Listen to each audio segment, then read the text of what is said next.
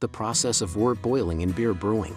The boiling time in beer brewing depends on the type of beer, brewing technique, etc. Tiantai equipment will introduce the 3 processes of boiling: preheating, primary boiling and boiling. 1. Warm up. After the wort is filtered on the surface of the heater, the amount of steam is small. The preheating process mainly considers the natural cooling of the wort during the filtration process.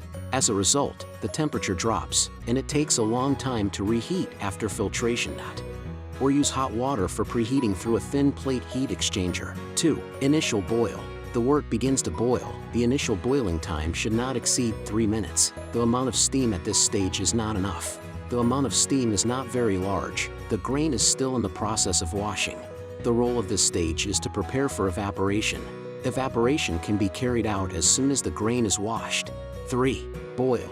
Maximum amount of steam to keep the wort boiling. The cooking quality of the wort has a significant effect on the brightness and the settable nitrogen content of the wort. The quality of cooking is mainly evaluated by boiling intensity.